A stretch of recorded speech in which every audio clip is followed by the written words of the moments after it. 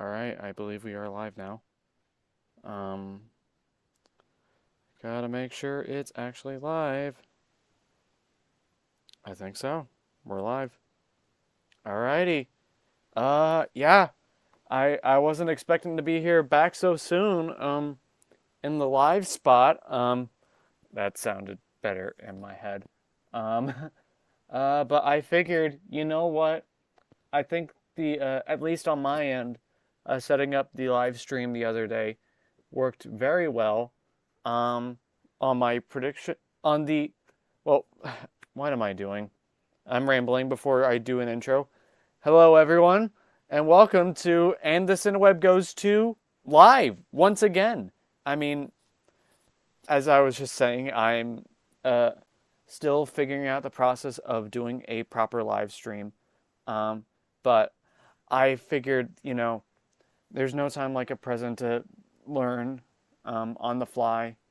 Um, and it's very much just like I've been wanting to, because most of the time I've been able to only do a predictions for the nominations and then a predictions for the winners. Last year I missed the winners, but I've always wanted to do my direct reactions on the nominations themselves. So here we are.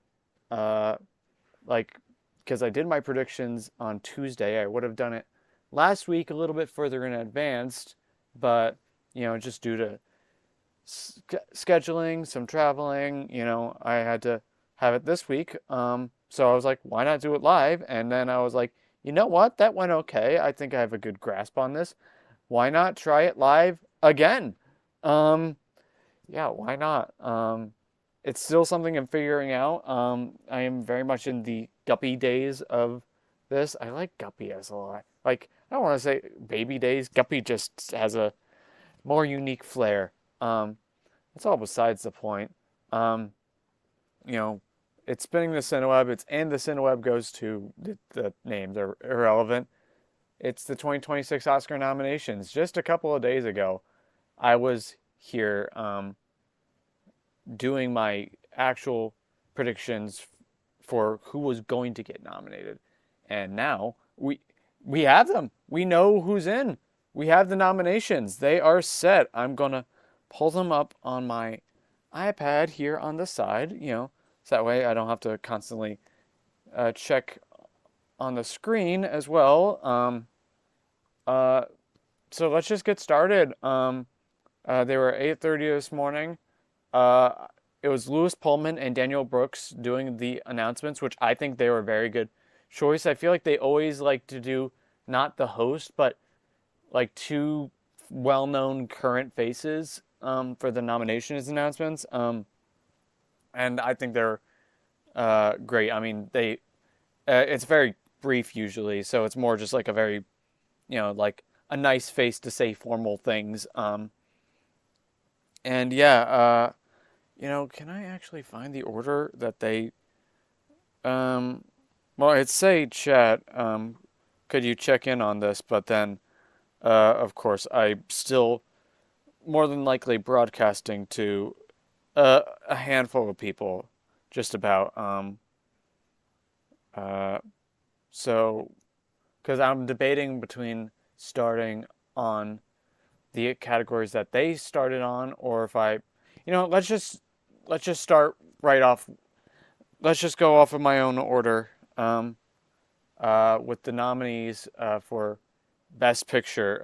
They are in alphabetical order.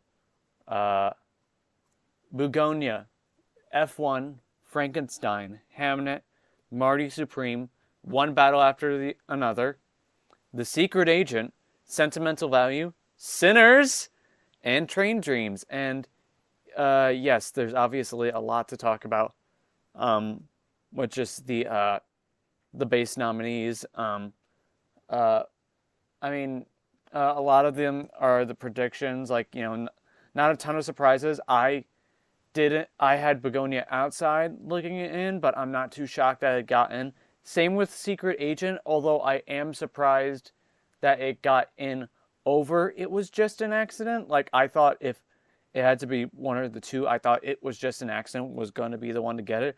But I guess maybe I wasn't reading the tea leaves right there. But I guess in general, well, I should also just lead with the fact that we have so many awards history here, Oscars history.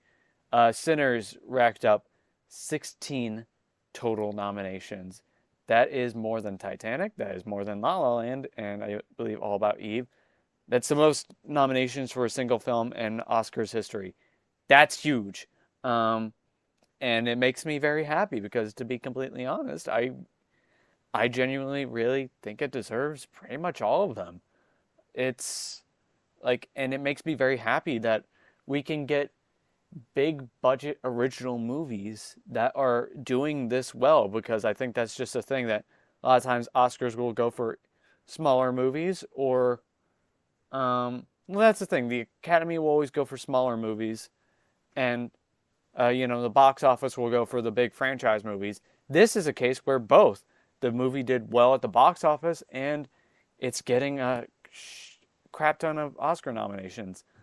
I mean, it's it's huge. I mean, there's a lot of I mean, Warner Brothers also broke history with, I believe, 30 studio nominations total. I mean, with how shaky they've been, I guess, in the last couple years. I blame a lot of that on David Zaslav and the Discovery merger, and clearly, I don't know if that's going to get any better if Netflix ends up buying them, but it's very much a case of like they still, at the end of the day, Warner Brothers still makes quality content. Not all the time, obviously, but they are a legacy studio. I went like what I wanted to get this shirt, even though I've had so many frustrations with Warner Brothers. But how many movies in your life have you seen that are some of your favorites that are Warner Brothers? Chances are it's a lot of them. They're one of the most historic. They're one of the most historic storytelling companies in Hollywood, in the world, and I'm very glad to see that they did very well with One Battle After Another, which I believe racked up the second amount of most amount of nominations for with 13 Oscars. I'm just gonna stats so that way like I could pull up like a um do do do do do do do do do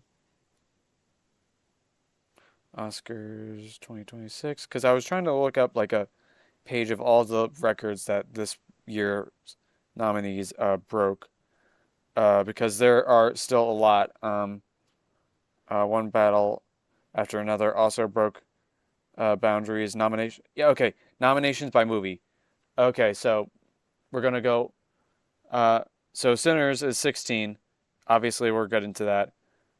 Um, One Battle After Another is next with 13. Then there are three movies tied at 9 nominations, which is pretty insane. Frankenstein, Marty Supreme, Sentimental Value. And then next down we have Hamnet at 8, which is like not too far off. And then we have a significant drop, but several movies that got 4 nominations each. Pretty much every single movie that was in Best Picture had at least like total 4 nominations or more, which I feel like last year I'm thinking of not God, what was it was the smaller movie, Nickel Boys. I still have not seen Nickel Boys, but that got 1 total nomination. But and it is very much a case of uh like, and there's often those cases. Past Lives only got 1 other nomination, and that was for screenplay. So it's a very well-rounded Oscars, even though obviously Sinners took the cake for. And then most nominations by studio, again, Netflix has Warner Brothers has 30. For a lot of that's One Battle and Sinners. Neon is next, actually, with 18. And Neon just won Best Picture last year with Anora. And they won it a couple years ago for Parasite. They're some of the best out there right now. Then we go down to Netflix at 16. Focus Features is another notch down, or Focus Features, Universal, whatever you prefer. I mean, well, Focus is just another branch under Universal. So, like, a lot of times awards campaigning goes, like, under the same umbrella. Um, then A24 got 11. Most of that was for Marty Supreme, but we got a couple other ones. Then Apple with 6. And again, most of that is F1. And then Disney, or I guess Disney, do they count? I think they count Avatar as Disney. God, that's a sad world we're living in. Disney got 4, and then 2 for G Kids and Sony Pictures Classics. And then, but yeah, it's like one. I mean, again, it makes me happy that Warner Brothers got this many nominations, and it makes me really hopeful that then they could use this as fuel that maybe they don't need to be bought by Netflix, even though they want to be the ones that bought by Netflix. It's a really bizarre reality we're living in right now with that. I mean, truth be told, I remember when I was starting to read the rumors of studios that were, or things that were looking to purchase Warner Brothers, I was honestly rooting for Apple because I thought they were just the least bad. Obviously, all of these mergers are usually bad because there's always going to be a lot of layoffs, sacrifices get made. Like, it's generally not a good thing when I know these studios could probably, well, I know Warner Brothers could have done other things. Like, I really do think David Zaslav was trying to intentionally tank the company so that he could get a high payout on the door out. That's really my theory in regards to that. But that's all besides the point. Warner Brothers has done insanely well this year, and deservedly so. I should not get sidetracked too much. Yeah, I mean, it was a very... but yeah, in terms of the total Best Picture nominees, I got 8 out of 10 correct. What I wrote down as surprises, and even though I really did think F1 was going to get in, I'm still labeling it as a surprise because it was kind of like, well, it was still on the bubble. It was gaining momentum, but there was still a very good chance it didn't make it in. It is obviously following on the shoes of Top Gun Maverick and basically being like a follow-up film from a lot of the same creatives. And for most people, it's not as good. It didn't change like the grounds like Top Gun Maverick did, but it very much, it still was very popular. So, but, and then other surprises are, I suppose, The Secret Agent and Begonia, because I didn't have them predicted, but like they were very realistic. What's more notable versus on the surprises here are the snubs, and those I thought Wicked for Good was going to get in here. I really still thought that the love from the first movie and that all the crafts were still going to support it to another nomination, but Wicked for Good didn't just get, and we're going to continually talk about this, but Wicked for Good didn't just get snubbed in Best Picture. It got snubbed across the board. It was a complete shutout for the team for Wicked. And again, I, like many others, don't think For Good is as good as the first film, which is very similar to how I feel about the actual show, in that I significantly prefer the first act to this second act. And it's, not too different. Maybe if they had made more changes, it could have been different. Maybe if the box office was stronger, it could have been different. I also read that they definitely didn't do as much campaigning because I think, again, because Universal also owns Focus Features. And I think Focus Features, like, they are pouring all their monies into the Hamnet campaign, and also to not as big of an extent, but a successful extent, to Begonia, which lost momentum at one point, but then did come back, is now a Best Picture nominee. Both movies from directors that made their last Oscar movie for Searchlight, Fox Searchlight, or now just Searchlight, dumb. And then they shifted over to Focus Features. That's all that's just a neat little sidetrack for me. But yeah, I think that's why I think, regardless, I feel like Wicked for Good is definitely a big snub here.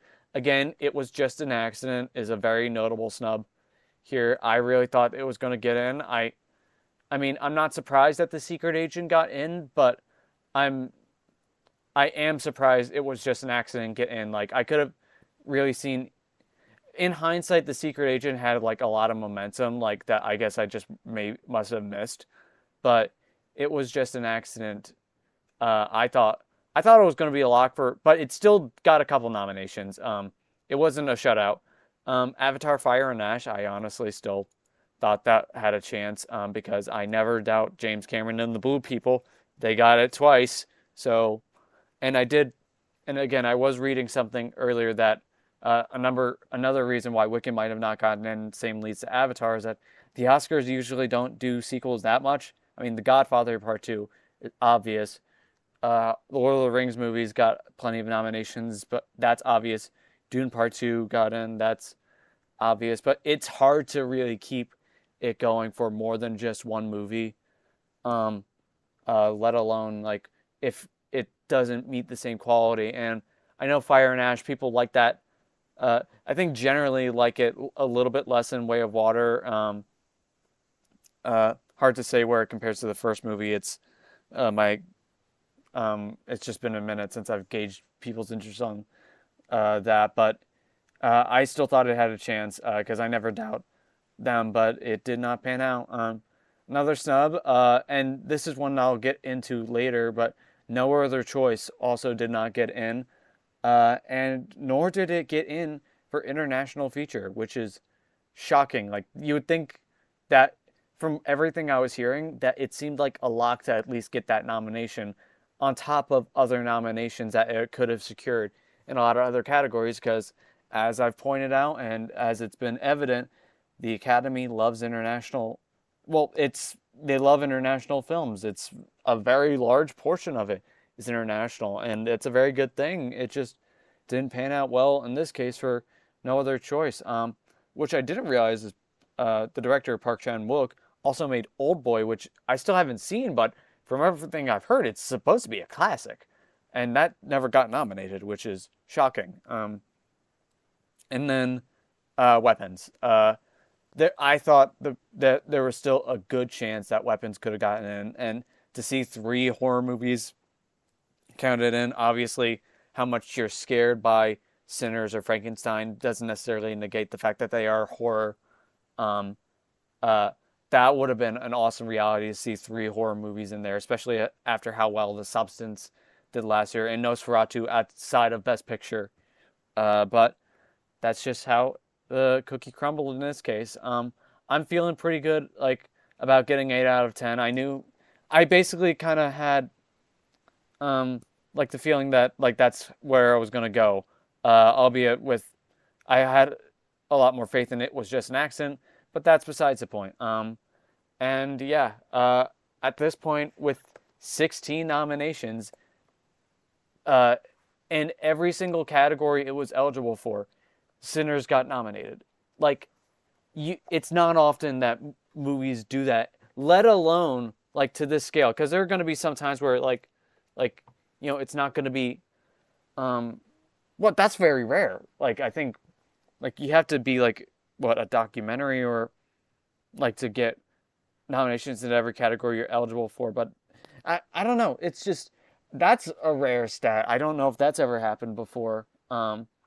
Again, we are dealing with a new category. But there also used to be 2 sound categories. There used to be an art direction category. It has been 25 and probably 26 at points in time. Again, a lot of the older history before I started watching the Academy, it's a lot of the lines blur on what categories used to exist that aren't existing anymore. But we have 25, and of those 25, Sinners got well over half in those categories. That's remarkable.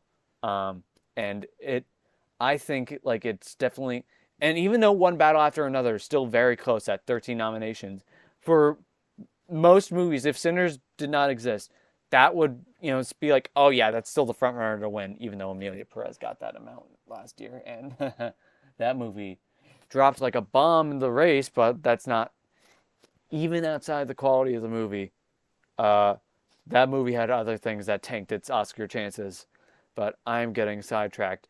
I think this very much pivots Sinners as the front runner to win Best Picture, and honestly, I think let's get right to director. Um, let's get right to director. There we are.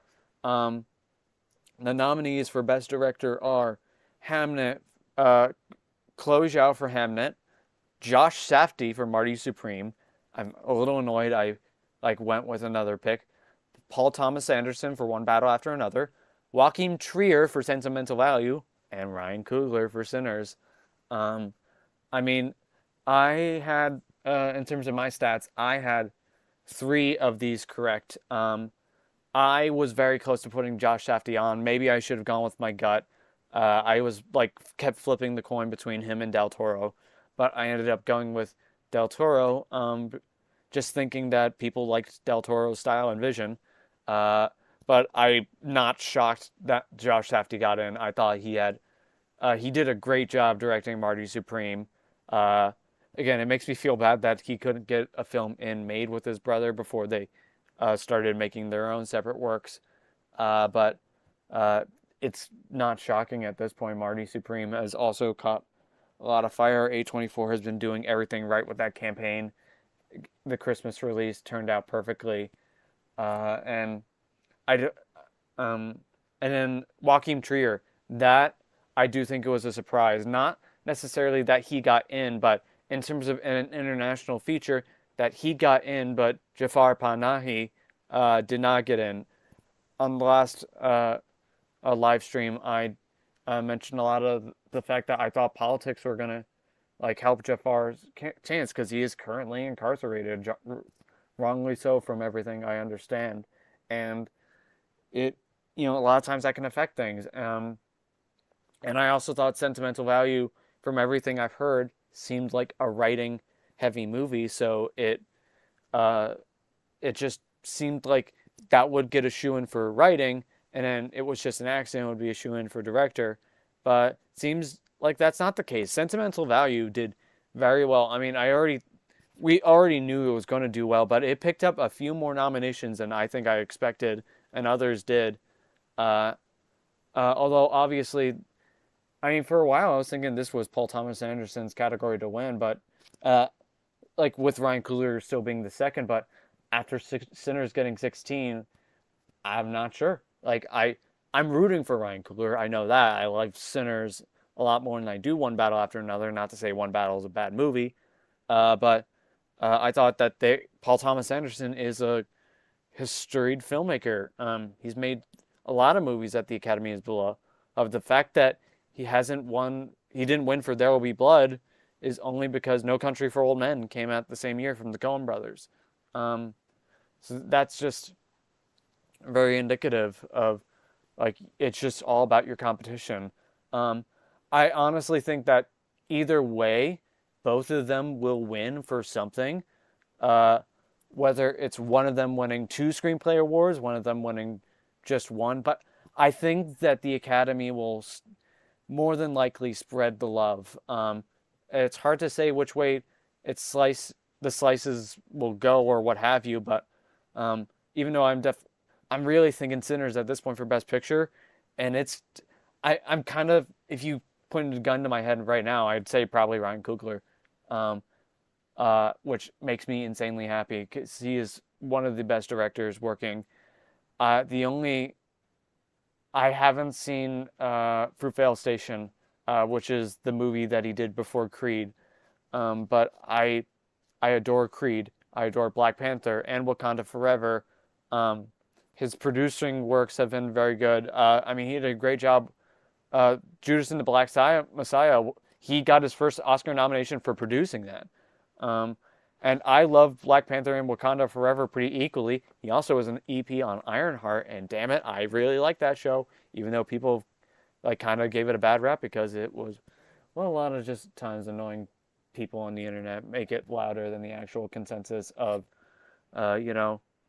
anytime a Marvel, DC, or Star Wars thing comes out and it has a female lead of color, or just a female lead and or lead of color, it just gets review bombed, and that sucks. Um, that's all besides the point. Ryan Coogler is amazing. I think he might win this category at this point, but I will not be shocked if it goes to one battle.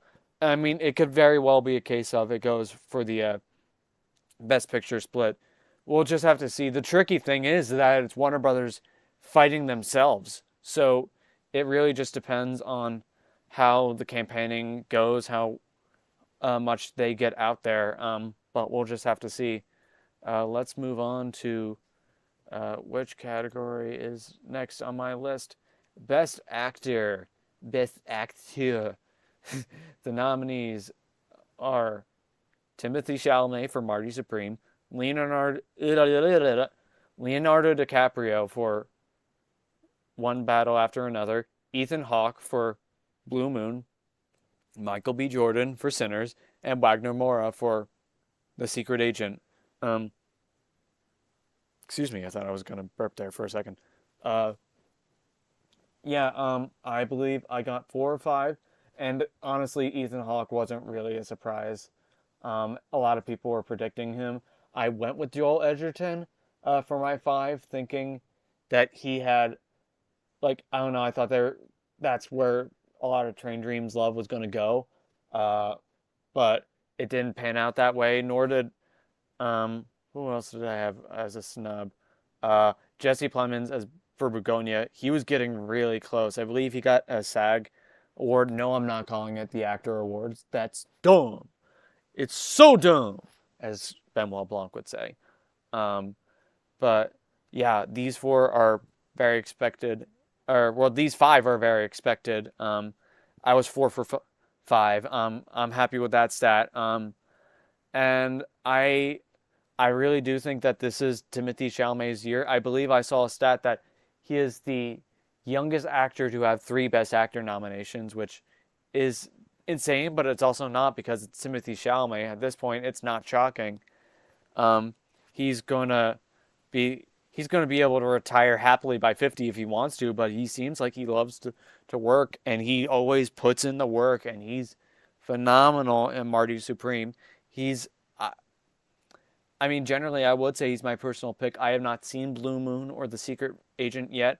Um, Although I really, if there is a dark horse to win here, I think it is Wagner Moura, because the international love is so strong. I've heard he's terrific in The Secret Agent. Michael B. Jordan, I'm very happy he got a nomination for Sinners. I think, and we'll talk about the other actors that got in for Sinners as well, which makes me very happy. Um, I think, just given the competition, I don't think he really holds much of a candle, but he still got 2 nominations because he produced Sinners. He's very active with producing, and he played 2 roles, so twice the effort. And yeah, Leo's great. I really don't think he's going to get it again, just because he's already won. So I think they're going to want to reward someone else, because he's the only one now here who's won, which is funny that if he hadn't won before this, he probably would. But then that's why he won for The Revenant, is because people just want to give Leo his Oscar finally. Like Ethan Hawke there's an argument to be made. I'd say Timothy Chalamet, Ethan Hawke, and Wagner Moura, I think, are the realistic possibilities, with a lot more in Timothy Chalamet. A good chunk for Ethan Hawke, because he is yet to win an Oscar. He's a beloved actor, and people really do enjoy his work in Blue Moon. I really do need to see it. And yeah, Wagner Moura, I think he's very much a dark horse to win this category. We will just have to see.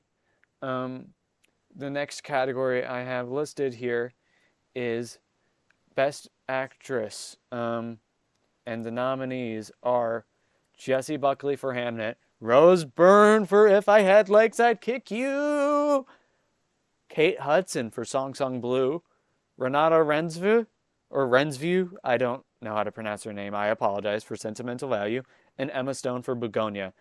I, again, went for 4 for 5. I really did think that Chase Infinity was going to get and it seemed like the One Battle of Love would boost her to getting in. I was watching a couple things earlier today, and I think people think maybe it's just the fact that she's so young and uh, is very much just starting out, so like that could have affected things. Also, some people might have thought she should have gone in supporting actress, and because of supporting actress, if maybe they had campaigned her, then her and Teyana Taylor could have gotten in. Uh, but she's definitely the most notable snub because she was making a lot of the rounds.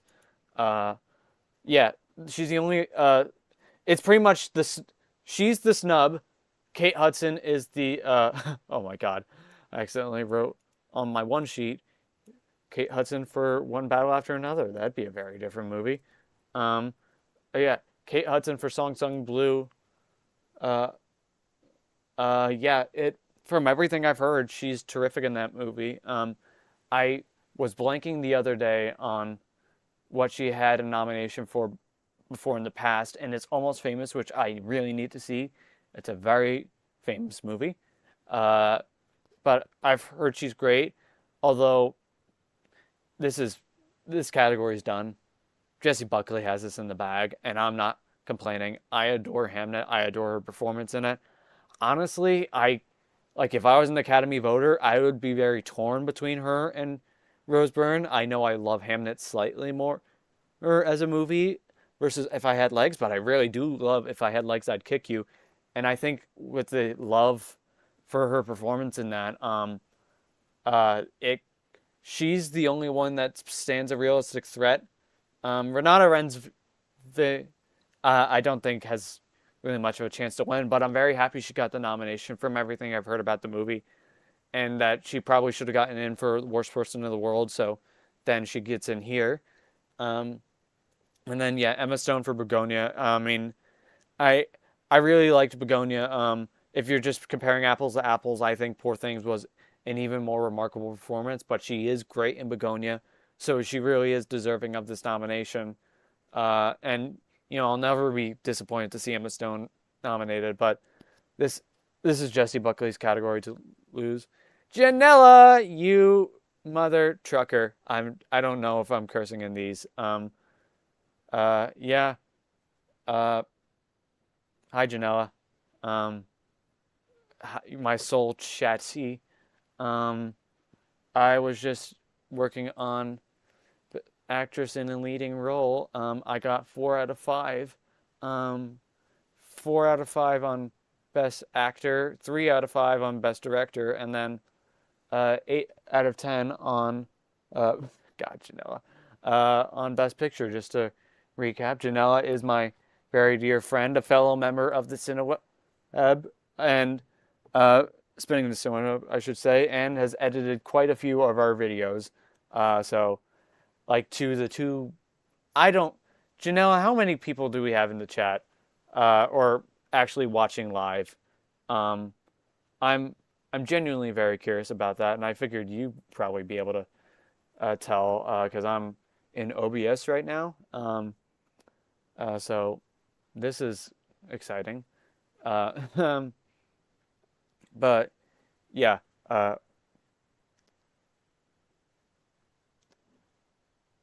Janella. Thank you for watching. Um, this is it's going as a VOD, so that's half the reason why I don't mind going live. Uh, it just then it means less editing. That's less editing. Um, but yeah, Best Actress. I feel like this is at least like Rose Byrne could steal it, but I think uh, like this is Jessie Buckley's done, and Hamnet. At the very least, I think Hamnet is going to win something. It will probably be this. Has a chance for adapted screenplay. Thank you, Janella. But yeah, I figured, uh, you know, I'm losing my train of thought because I very likely have ADHD, and that's just how my brain bounces around.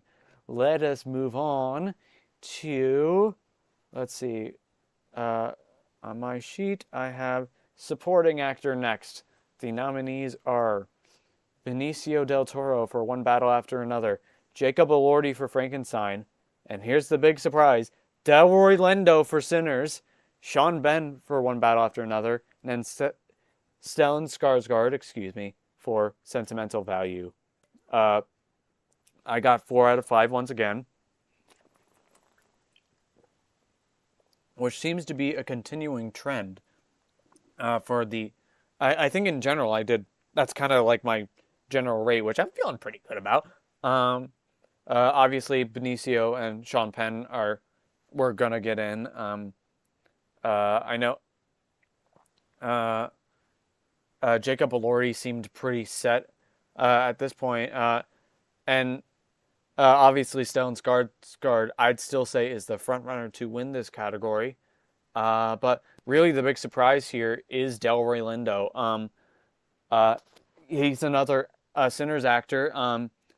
He's fantastic in the movie. I really do think a lot of his support probably came from both his quality performance in the movie and people like rightfully thinking that he should have gotten a nomination for Da 5 Bloods, which he was remarkable in. That is the movie, the Spike Lee movie that came out a couple years ago, where he played a black Trump supporter, and he was phenomenal in that. That's also the movie that got Chadwick Boseman a double nomination that year, which makes me want to cry innately. Wakanda Forever. But yeah, he's very much a surprise, and I'm very happy that he got in. I mean, he has a very long career. It is very much a case where the nomination is the win, and again shows how much love the Sinners cast has clearly gotten.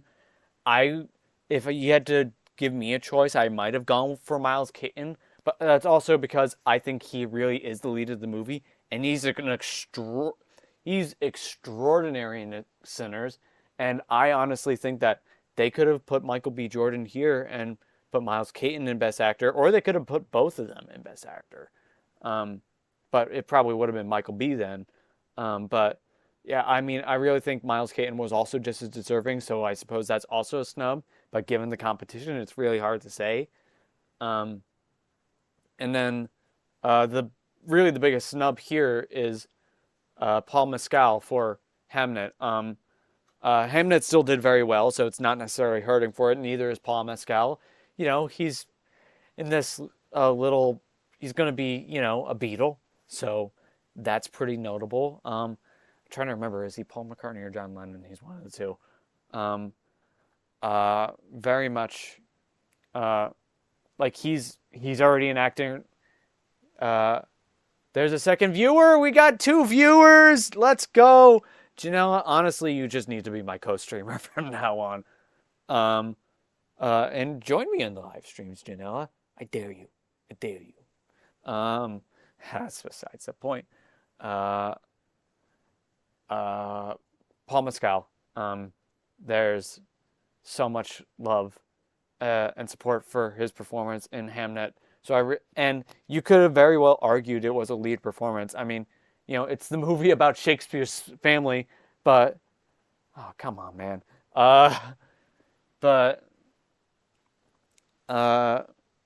So it's a movie about Shakespeare's family, which, but Shakespeare himself didn't get nominated, which is very ironic. Yes, we should play games on live. Yeah, we need to get into this more often, Janella. I'll talk to you about that later. But yeah, I think Paul Mescal was, I would have been just as happy with him in this category, but I'm probably happier that Delroy Lindo got a nomination because he has never been nominated before. With that said, I really do think that is Stellan Skarsgård's category at this point. I've heard he's absolutely wonderful in Sentimental Value. He's such a wonderful actor. This is his first nomination ever, which is shocking. So I really do think this is his category to win.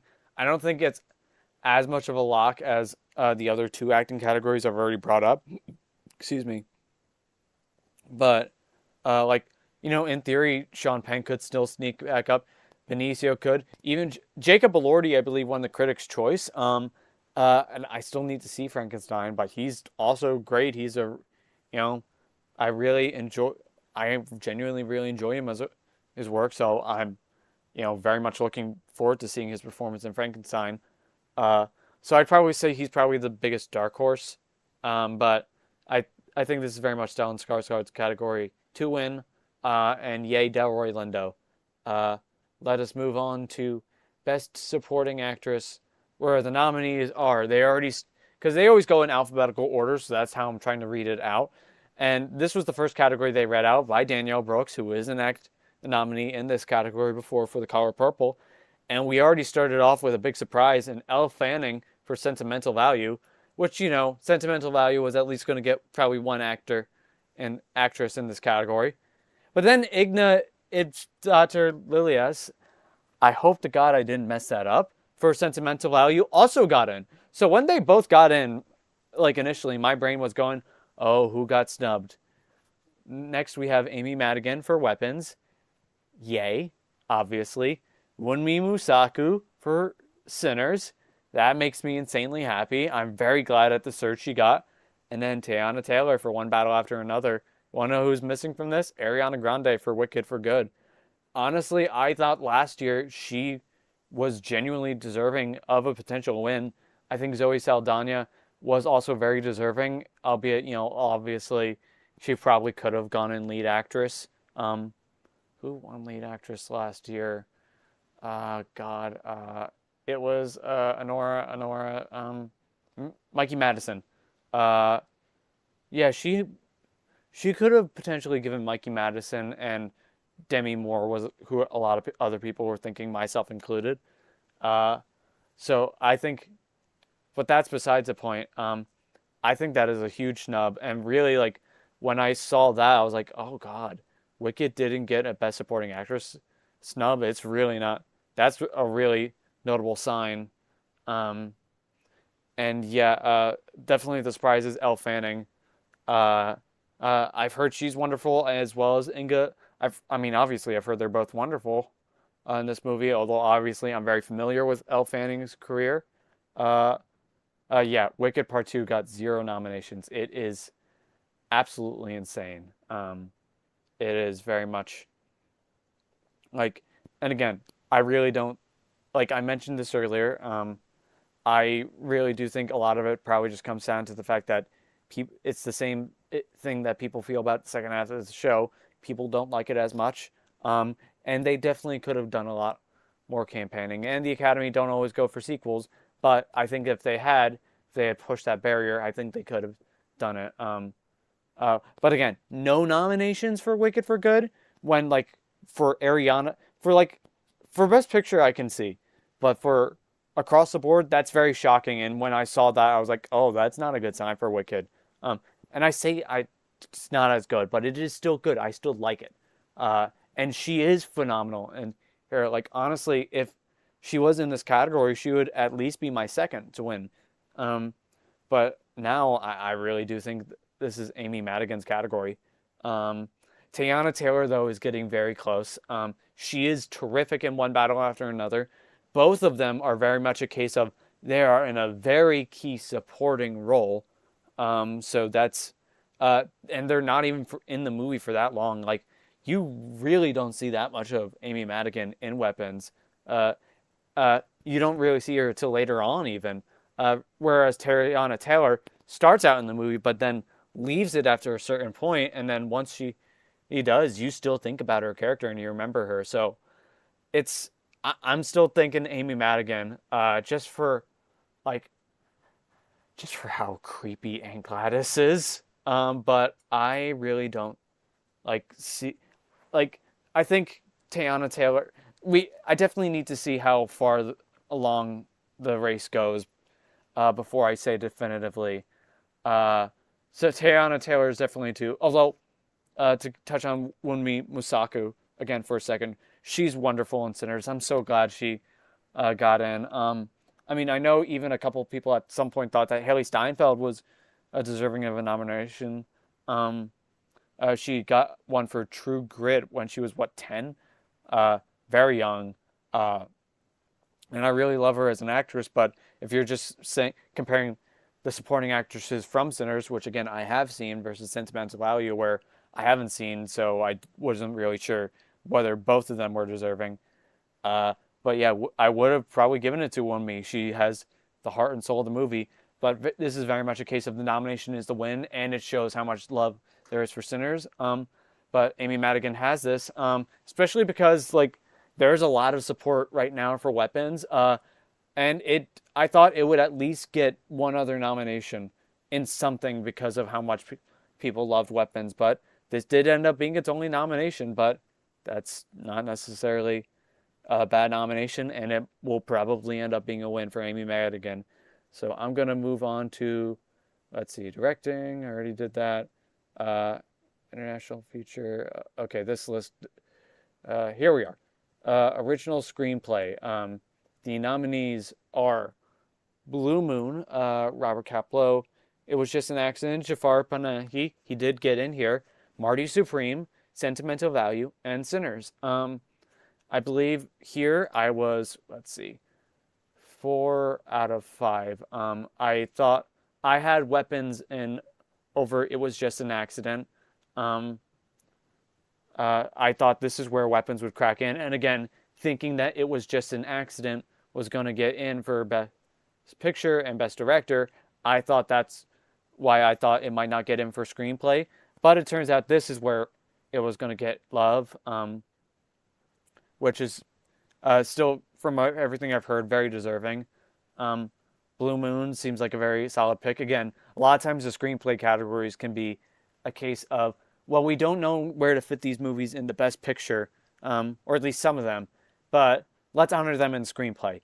Not to say that Blue Moon isn't deserving, because I've heard very good things about it. Well, before Sinners got 16 nominations, I would say this is Ryan Coogler's category, because then PTA was going to win director. But he still could win both, and that's still very realistic, especially because Sinners is an original movie. Like, all these are obviously original. Marty Supreme is loosely based off a true story, and I think Blue Moon might be. I need to fact check that, or someone else can. But I guess I lean towards Sinners, but I still think Sentimental Value has a good chance here. From everything I've heard, it has a very good writing feel. Also, Marty Supreme. That has a very good script, a lot of energy, and very strong pacing. So I guess I'll still say Sinners for now, but if you tell me if you tell me the future, you say Ryan Coogler is winning the Best Director, but you're not going to tell me about screenplay. Oh, I did already talk about Best Actor Janela. Timothy Chalamet, I have him. I think he's going to win. Although, do not discount Wagner Moura for The Secret Agent, which we should both probably see. But yeah, right now I'm saying Sinners, but Sentimental Value as a close second.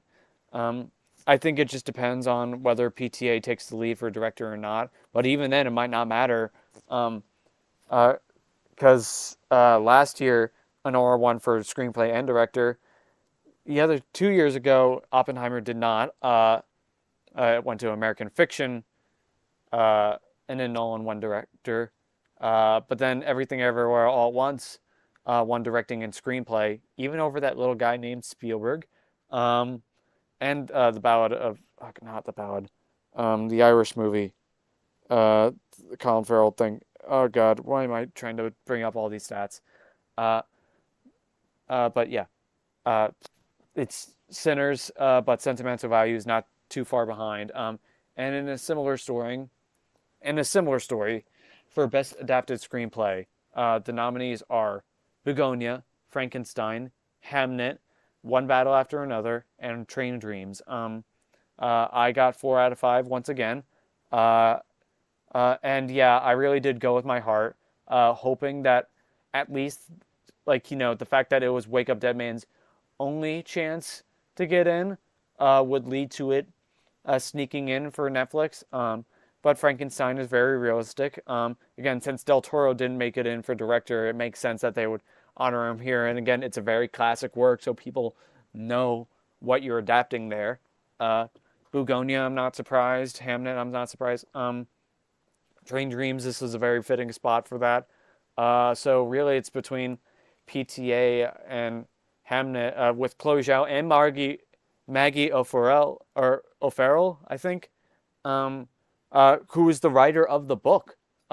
Which I always like it when that's when they get to do that. It's like they write their own adaptation of a movie and then they get nominated for an Oscar for it. That's really cool. And if PTA does end up winning, again, you show me the door that says Best Director, and I hear it's Ryan Coogler or Paul Thomas Anderson. That probably changes who I end up picking for a screenplay. Because if PTA wins Director, I find it harder to believe.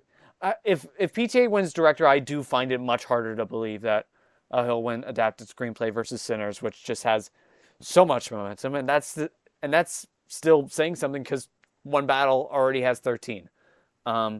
It's a really interesting case study there.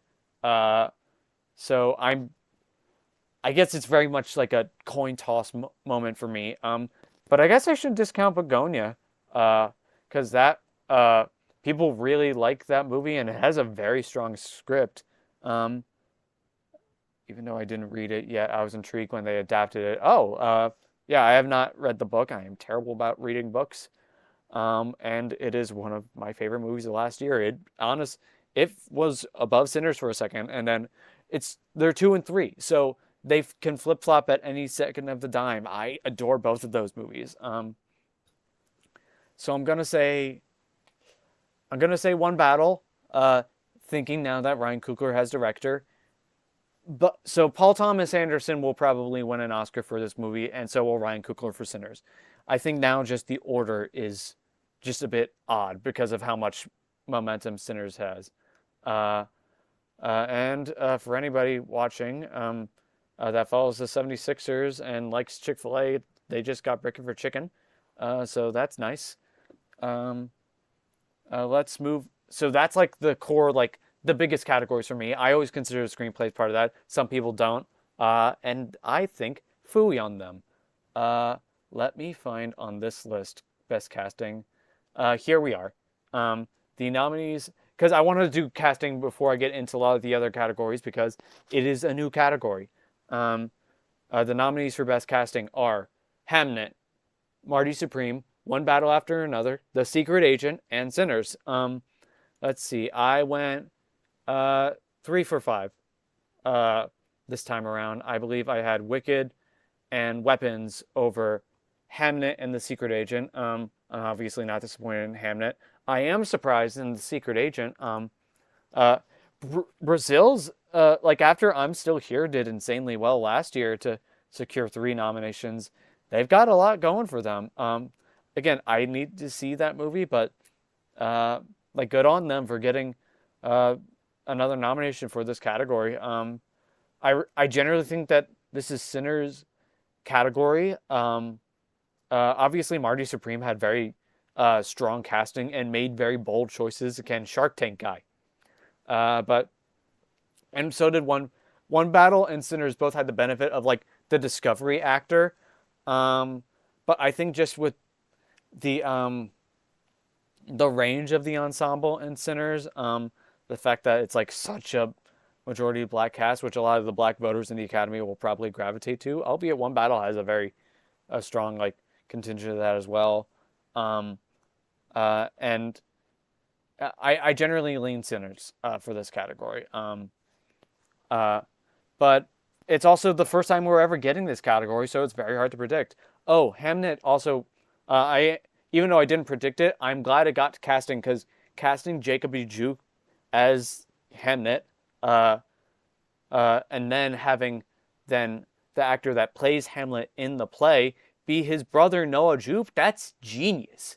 That is a genius casting choice, and that's why I'm very happy Hamnet did get in, even if I didn't predict it. I thought Wicked would also get in because of the choreography, but it got shut out completely. This was another place where I was surprised Wicked didn't get in.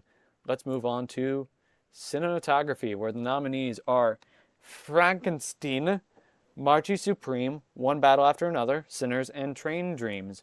Let's see, what did I have originally? For cinematography, I believe I had. Um, I believe I went 4 for 5, and yeah, the one that I had out was Marty Supreme in favor of F1, which I'm a big ghost. Uh, See, I'm young when, or I'm an old soul when I read I'm a big ghost, and I don't understand that entirely. Um, but yeah, uh, I'll see you later, Janela. We'll figure out pick. Well, honestly, I should probably let you know further in advance so that we could do these together. Um, and I am not doing super chats because who's how many people do I need to get to like give me? That's besides the point. Like, if you'd like to give me money, all two of you that are watching probably, I'm not gonna say no. But uh, yes, I'll see you on the flip side, but yeah, still not surprising. Marty Supreme got in. It did have great cinematography, but I really was hoping F1 would be able to get in, especially after the Top Gun Maverick snub a couple years ago. It is the same cinematographer, um, so I just find that very shocking and frankly disappointing that they're very technical movies. Cinematography can also often be very odd in the Academy. They'll often like go for some very odd picks. But this is a very fresh list of names. I really don't not too familiar with all these names. I am familiar with the fact that Autumn Durald Arkapaw is the first black woman to ever get nominated for cinematography, and to keep in the Sinner's train, she's got this in the bag. One battle after another, great cinematography. It's looked great. I'm sure if you watched it in VistaVision proper, I'm sure it looked marvelous. But Autumn Durald Arkapaw, like, because a lot of times when movies will shift between IMAX and like panamorphic or anamorphic, it's like can be jarring. Especially usually when you watch things at home video where like the whole movie will be in IMAX, and then at home video then they have IMAX for certain things, or at least it's harder to tell. But in this case, like she pulled it off so beautifully, and the technology that the movie is a painting visually. So it is just she's got this in the bag, and I couldn't be happier. I mean, I I think One Battle is the only thing that stands a chance because of like a lot of like probably similar to the Brutalist last year, although that was like newer in that it was older, using VistaVision, but in this case, I really think it's Sinner's category to lose. Again, it's another case where Warner Brothers are fighting with themselves, and I think just this is and Sinners again. They're both very technical movies, so it's if Sinners didn't exist, One Battle would win. If One Battle didn't exist, Sinners would win. Vice versa. But Frankenstein, I'm sure, is deserving. It's a Del Toro movie. And then Train Dreams, I've heard, has very nice cinematography. I mean, I almost like didn't predict it because I really didn't know that much about it. But then every single list I read said it had phenomenal cinematography. I believe it's a lot of landscape stuff. So I really got to take their word for it. I believe the next category I have is Best Editing after Janela left. That's so sad. The nominees are, excuse me, this is where we do get in F1, Marty Supreme, One Battle After Another, Sentimental Value, and Sinners. Let's do a double check. How much did I get? I got 3 for 5, or no, 4 for 5.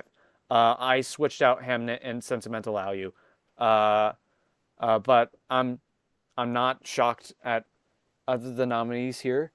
This is a little bit tougher because I guess like whereas the cinematography for me with Sinners is obvious, like there's not a lot of obvious like picks here.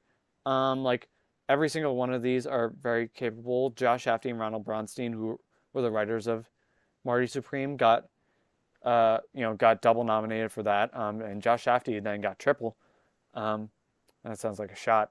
And I do believe Timothy Chalamet got his first producing nomination for Marty Supreme, which is very nice. Uh, but yeah, I got 4 for 5. A lot of times when you get into like the crafts categories, they like it could be a coin toss for like, okay, what you know, things, what can make the standouts, and then what other Best Picture movies are you just going to slot in here? There's a couple that are guarantees, and then you're slotting in a couple in and out that could shift depending on the day. I think just because of, well, One Battle After Another is a longer movie, and it does have some very impressive editing, and Sinners does too.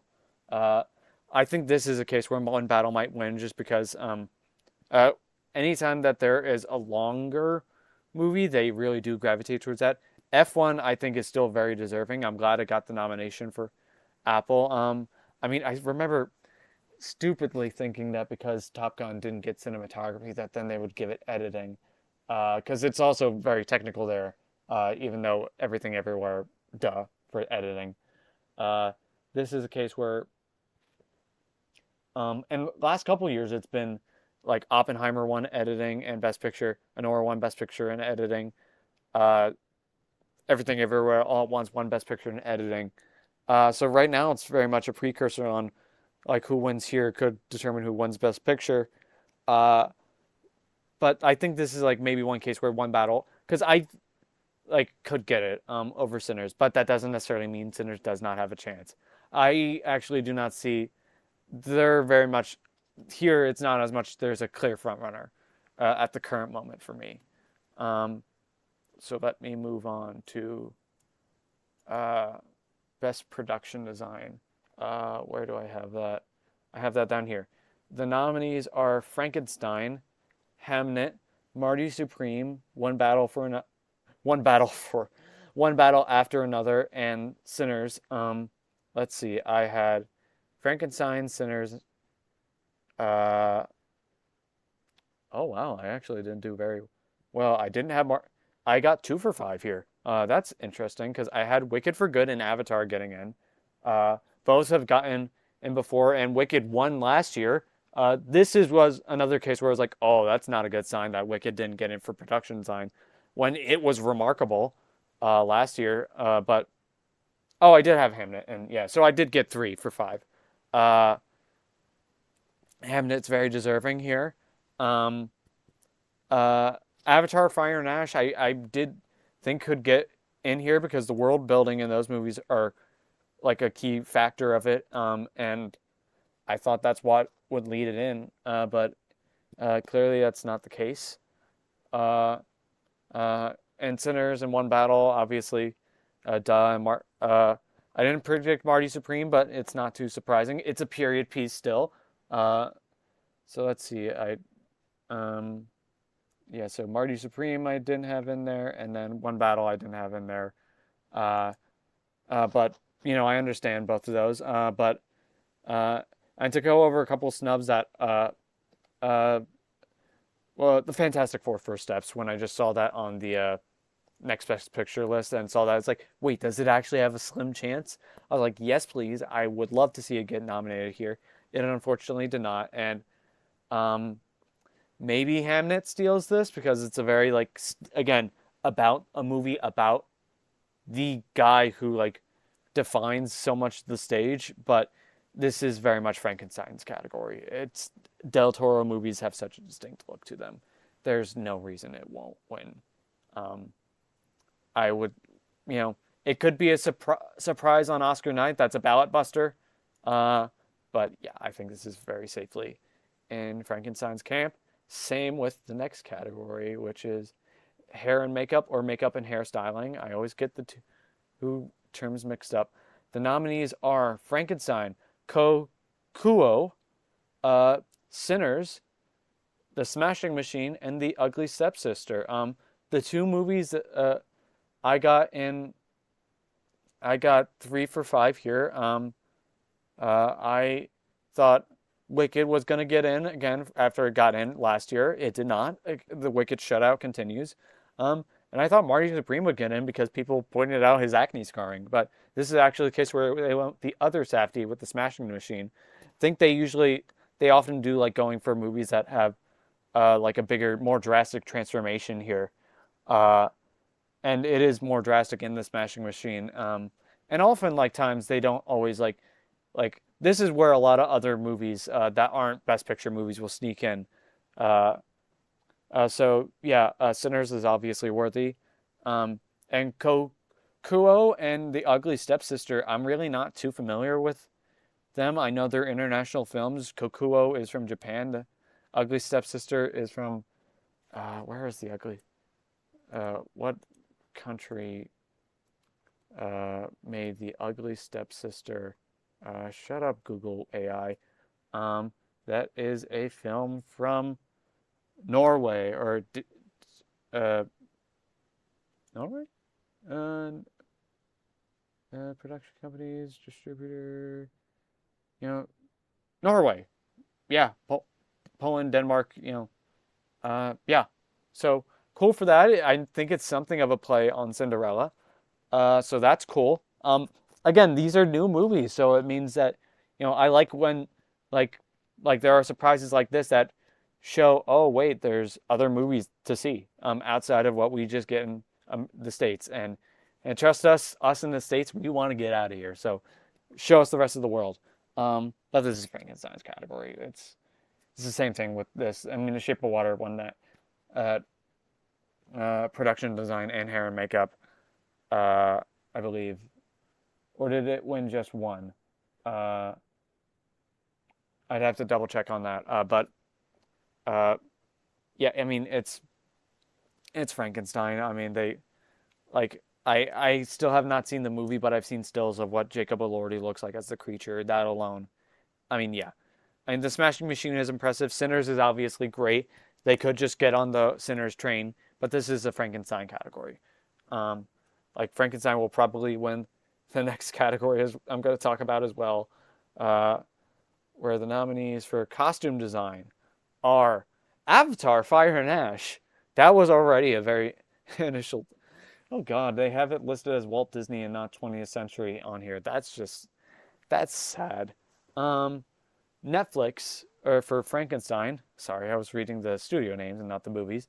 So Avatar, Fire and Ash, Frankenstein, Hamnet, Marty Supreme, and Sinners. I had, let's see, Frankenstein, Sinners, and Hamnet. So I had 3 for 5.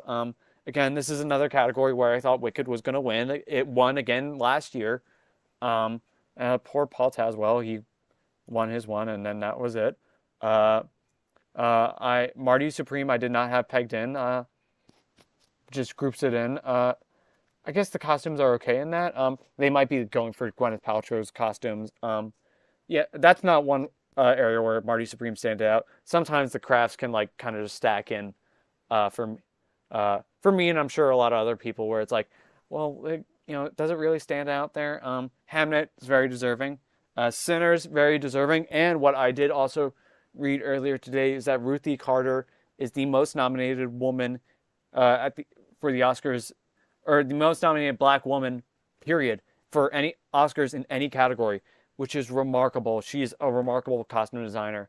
I somehow didn't think she was going to win again for Wakanda Forever, but she was very deserving for Wakanda Forever. And Black Panther won as well. And she could win again because Ruthie Carter is remarkable. And Avatar: Fire and Ash is a pleasant surprise. Again, it didn't get in for Way of Water, but it got in here, which is an interesting switch up. And I find it interesting putting Avatar in for costume design when a lot of the motion capture gets involved. So how much of that do they consider like the design of the costume versus how much is done in VFX? That's a very interesting topic, but in terms of just design of the characters, how the characters look, which is a large part of costume design, they looked great. The Fire Lady, Una Chaplin, Varong, that's her name. She had a very memorable costume. The humans are the humans. And they did a lot of interesting work with spiders, so I think that's very. Avatar: Fire and Ash is a pleasant surprise. Again, I'm a very casual fan of those movies, so I'm not. I enjoy them. I am not super upset it didn't get in the Best Picture, but I'm happy it got in here because I think it's very well deserving. Um, but again, this is another Frankenstein category. Del Toro just has a very distinct look. It could go to Hamnet or Ruthie Carter. I think of costume design and production design, this is the one I feel the or costume design, production design, and hair and makeup. This is the one where I feel the least confident in Frankenstein's chances, but I still think it is going to win. Um, and but Sinners, you can never doubt Ruthie Carter. She is amazing. Uh, let's move on to Best Sound, which I believe was next up on this list as well. So the nominees are very unsurprising here: F1, Frankenstein, One Battle After Another, Sinners, and Seurat. Did I have Seurat in? I did not. I went for Wicked for Good. And Avatar. So I got 3 for 5. I didn't put Frankenstein in. It makes sense. It's a bigger movie. And again, I haven't seen it yet, so I can't judge the sound quality. So I went for 3 for 5 here. Excuse me. Hydrate, folks. Hydrate. Seurat is another international film, and when I saw this on the short list, I was like, oh, okay, I'll probably include it because it's an international thing, but then I bumped it off for Wicked. That was a mistake. And I thought Avatar would get in because it's still a very key part of it. And a lot of times, like a lot of times, big blockbusters will be safe for visual effects, and then sound. If a lot of times they also get grouped into sound. That's how it was with The Creator and several other movies. Mission Impossible, The Wild Robot. A lot of times they'll help in with sound. So that's why I thought Avatar and Wicked had a chance there, but oddly not. One Battle doesn't surprise me. So again, I was 3 for 5. I don't think Seurat will probably win, nor do I think Frankenstein. One Battle, possibly. I'm trying to think of any distinctly memorable moments with sound.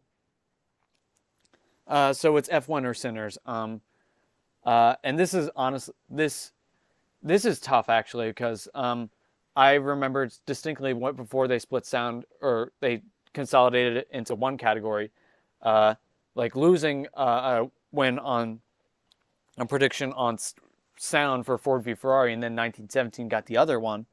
So I never doubt vroom vroom movies or like movies that incorporate a lot of vehicle sounds. Like audio junkies are gonna love that.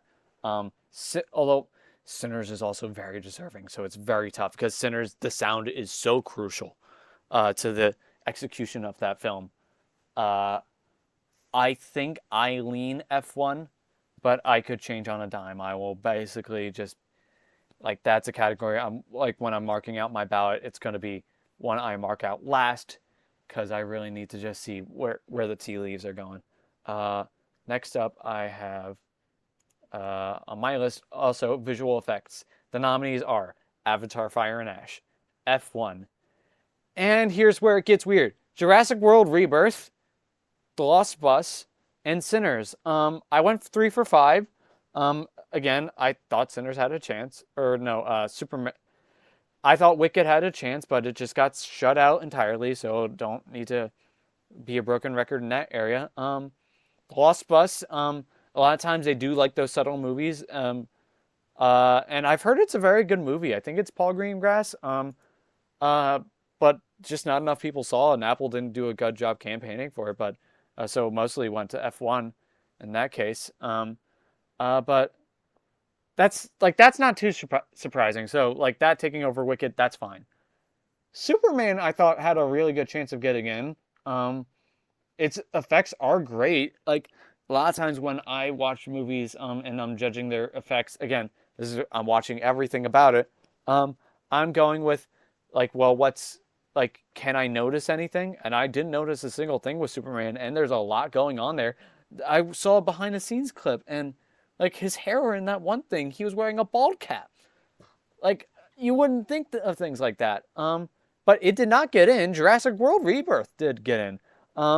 And innately it's not a surprise because Jurassic Park is obviously revolutionary for its effects, but that's also the first Jurassic Park. Like I can't remember if The Lost World got in. That was still another one directed by Spielberg, so they might have like given it more of a look-see, but they've made several Jurassic World movies now. The first one didn't get in, the other two didn't get in.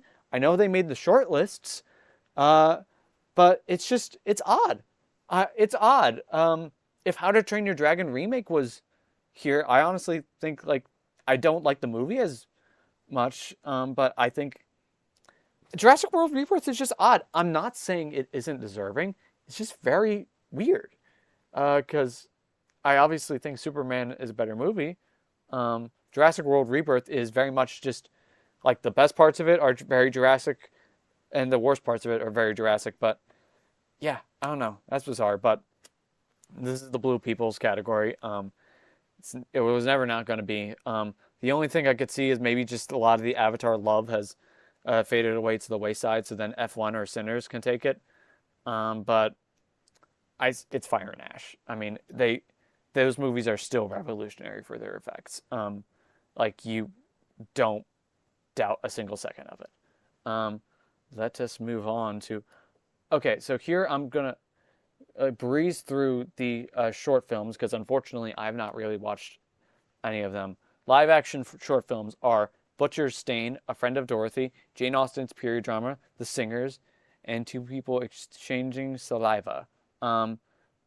Three of on this, I'm reading Deadline's article, and three of them have distributors, and one of them is Netflix. I'm not familiar with these films. I would love to be, and I need to get better about watching the shorts, outside of the few animated ones I'm able to catch. But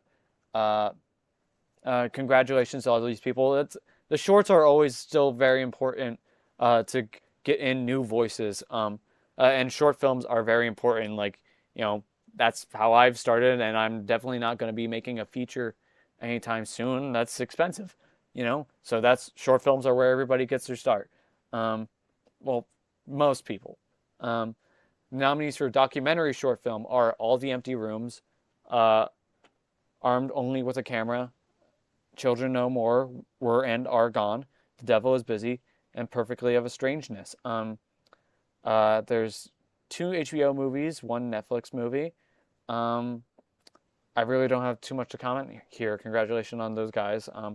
And I hate to skim over them. I don't want to lie about the bull crap, the bullshit, the things that I don't know. So I'm just going to go to animated short film, which sometimes I do know because there's a Disney or Pixar short or Sony short, but not this time. The nominees are Butterfly, Forever Green, The Girl Who Cried Pearls, Retirement Plan, and The Three Sisters. I don't recognize any of the distributors, and I really haven't heard too much. I wish more, I guess, theatrically released animated films. I feel like they've kind of stopped doing the short films consistently, and I'd love to see that trend come back. Wait, what? Did this list not include documentary? Or feature? Oh god, sorry, just give me 1 second. Yeah, okay, so documentary feature, the nominees are The Alabama Solution, Come See Me in the Good Light, Cutting Through Rocks, Mr. Nobody Against Putin, and The Perfect Neighbor. There's 1 Netflix movie, 1 HBO, 1 Apple, and a movie called Mr. Nobody Against Putin, which is another, oh god, nominees to be determined. Remember how many things had that last year because of the delays with the fires? Remember, that was very funny. But yeah, that's all besides the point. Let's move on. So what's my next category? So I jumped from there because on the deadline list they jumped from effects to shorts. Where is song here? Do they not have song in this list? That's odd. No. They just did it earlier. Okay. So the nominees for Best Original Song are Dear Me from Diane Warren Relentless, Diane Warren Strikes Again, Golden from K-Pop Demon Hunters, I Lied to You from Sinners, Sweet Dreams of Joy from uh, Vira Verde, excuse me, and Train Dreams from Train Dreams. Duh. Uh, oh, Bryce Dessner. Yeah, not surprising. I do remember seeing it on the short list for score, and Bryce Dessner is always wonderful. I went 3 for 5 here, I believe. This is a place I am very much surprised not to see Wicked, and because they did have a new song, and I actually really did like "Girl in the Bubble" and the other song they did, but the tricky thing is that it's like the tricky thing with Act Two in general is that there's not as many like harsh standouts like compared to Defying Gravity or Popular or Dancing Through Life. Um, so it probably doesn't help when then the original songs just blend in with Act Two's like songs that are still good, but like don't aren't like not as many people consider them bangers. But yeah, 3 for 3. Diane Warren strikes again. Vera Verdi, I really don't know too much about, so congratulations to Sweet Dreams of Joy. I'm looking forward to listening to that at some point tonight. I usually do after the nominees come out. Try to listen to all the different songs because I know realistically this is a category where I don't always get to see all the movies. And it's the song, so I'm not necessarily spoiling myself on the entire movie. And there's no way I was going to avoid Golden since I still need to see K-pop Demon Hunters. With that said, it's K-pop Demon Hunters because it's K-pop Demon Hunters. Golden didn't just break grounds for films music; it broke grounds for music. It's been in the charts all last year. It's kids know it on the radio. Animated movies do tend to do very well in the song, and it's a movie about like musicians. So is Sinners. So before I knew K-pop Demon Hunters was a thing, I thought I Lied to You had it in the bag. And also I do a snub I did want to bring up because I realize I've been forgetting to mention surprises and snubs. Is I really was hoping Sinners could get a double nomination here, boosted to 17, but unfortunately not. It did get just the one. But Last Time I Seen the Sun is a wonderful song, also from Sinners. All the songs from Sinners are great. If it's between the two, I Lied to You, I would have been pissed if that didn't get in. But Last Time I Seen the Sun is remarkable as well. I listened to it earlier. I listened to it a lot. It's such a good credits roll song. But I could see it being I Lied to You. I would honestly prefer that. Again, not having seen K-pop Demon Hunters, but I've heard Golden, and that's a great song. I think I Lied to You is more impactful because of the context in the movie and the scene, which is one of the best scenes I've seen ever, frankly. But it's Golden's category to lose. And you lose again, Diane Warren. Sorry, not sorry. The nominees for original score. I don't know why I did it like that.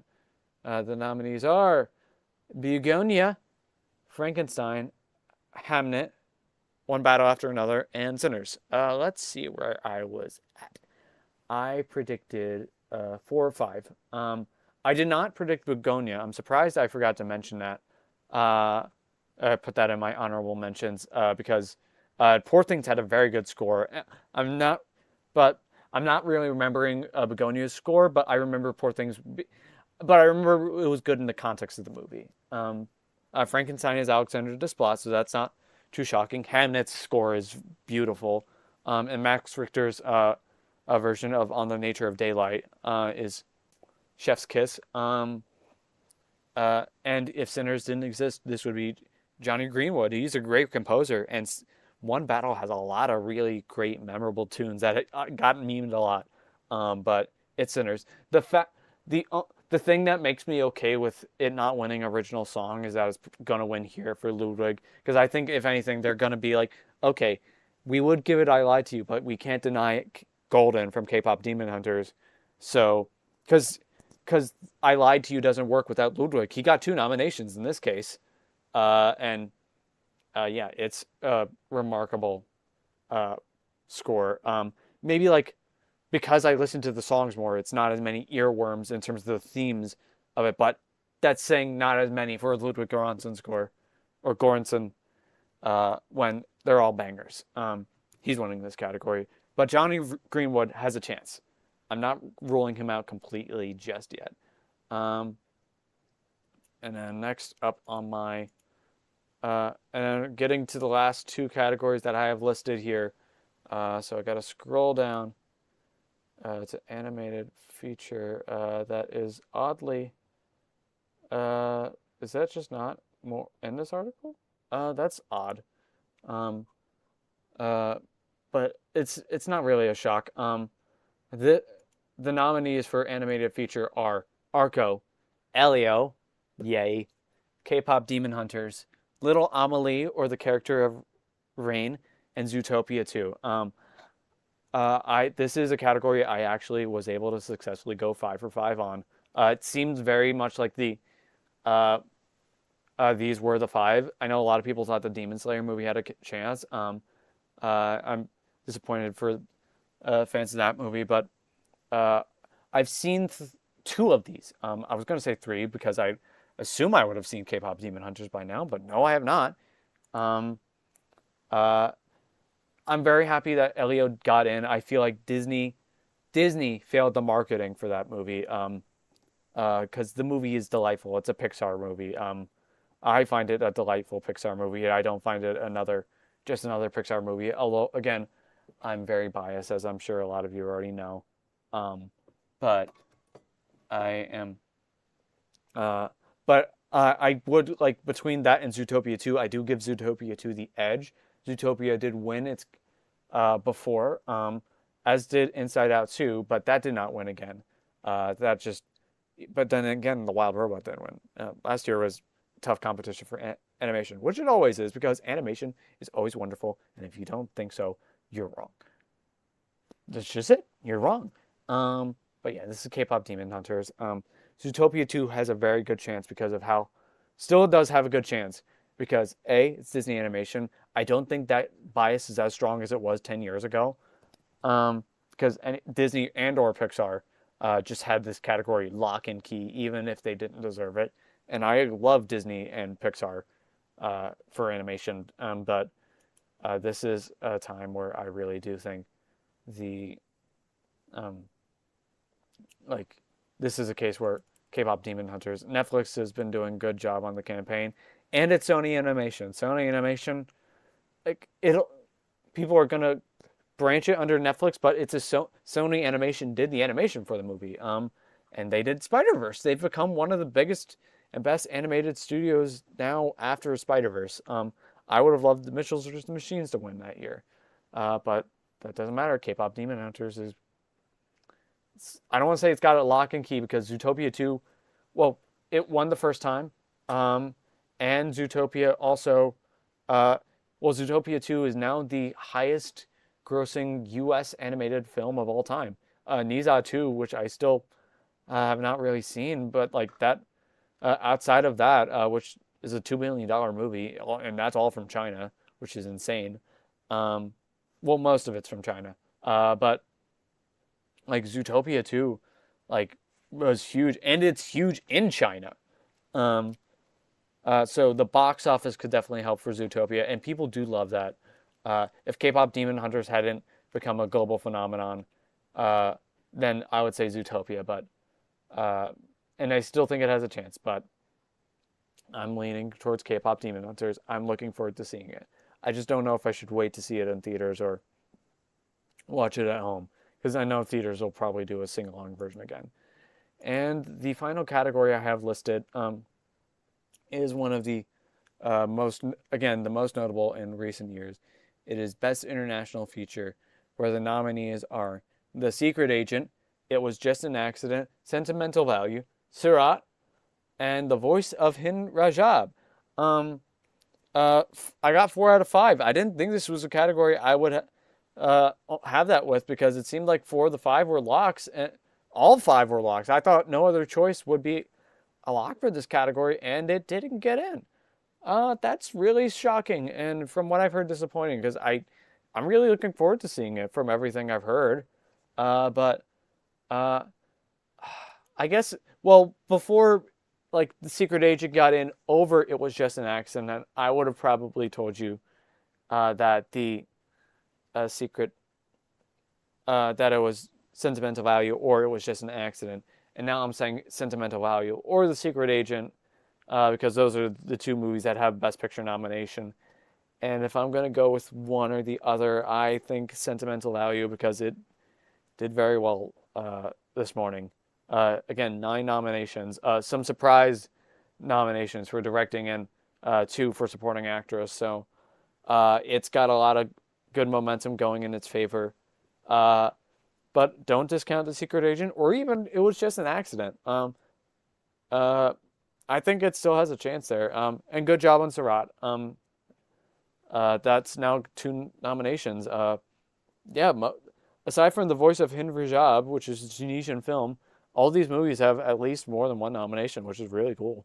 And it's always odd that the filmmakers themselves don't get the Oscar credit for this, but this country does, which justly so. But like they just accept the Oscar, but they don't get the Oscar for it. Like the filmmaker for I'm Still Here, he's not an Oscar winner because he didn't get the Oscar credit for it, which is a very odd thing. They should do the country and some of the key filmmakers, like they do with animation, where they split it between directors and producers. But yeah, there we have it. Even when I hope I'm gonna go not as long, I go quite long. Uh, do not use that in the wrong context. Thank you, Janella, for joining me earlier in the live chat. I have no clue who else has been watching this, and frankly, I just don't know who will. But you know what? You gotta start somewhere. I enjoy doing these, which is the most important thing. Maybe I'm just talking to the camera and no one else, but you know what? I love the Oscars. I do. Like, the Oscars are not perfect, but they're, growing up, they were the Super Bowl movies, and to me, they still are the Super Bowl movies. I just love movies of all kinds. Like, I can only see so much, so a lot of times I prioritize big movies and Oscar movies, and then but that's all besides the point. Like, there's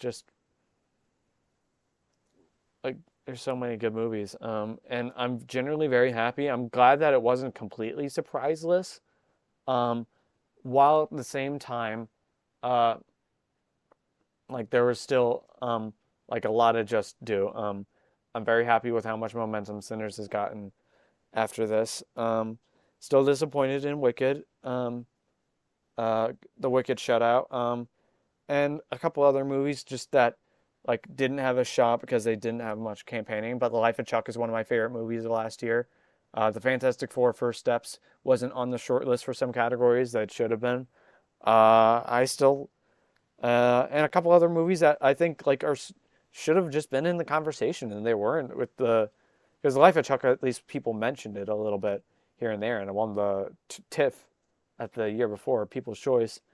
But and maybe I'm just listing off some of my favorites, but The Long Walk maybe could have gotten in, or the Long Walk, The Wedding Banquet, Twinless especially. You could have gotten that screenplay, cinematography, editing, Dylan O'Brien, but those movies did not get in. But a lot of great movies did. And then Jurassic World Rebirth. Thankfully, there's no Amelia Perez of it all this year, either way. I am getting to the point where my throat is getting dry from talking for an hour and a half on end. At least it's an hour and a half, not 2.5 hours this time. I'm getting better, guys. I'm getting better. For the couple of people that have watched this during, I want to thank you for joining the live stream.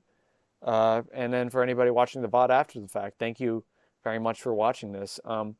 Do all the usual YouTube stuff, like, comment, and subscribe. I'm very happy I got to do this because I've missed a lot of the reaction. Again, this is my first time doing a reactions video, let alone live stream. So I am looking forward to maybe doing more, at the very least doing a winners video, if not more, and getting back to making more videos. Hopefully this is the energy I need to make more videos. I floated around even taking old videos that I never published because it kind of went after the date, and just saying screw it, and then finishing them and then just publishing them, even though they're bizarrely after the fact. But those videos are always a possibility, and I am very much I am gonna do my damnness not to miss my top 10 or top 15 uh, movies of 2025. I'm also tempted to do a most anticipated movies, TV shows, and gaming. Uh, and I'm very interested in doing a best of for TV and gaming as well. If people are interested in that, please let me know. I would love to hear it. But for now, I am going to drink some water and just, sleep easy knowing that Sinners did so well. Um, Stay safe, everyone. Please spread the word. I love doing this. I'd love to do this to more than just a couple people. I'm a people pleaser by nature, and that's not always a bad thing because I like making people happy. People like being happy. Have a great night. Take care. And I'm trying to think of a phrase from a specific movie. Vroom vroom for F1. That's it. Yeah. Have a great night, everyone.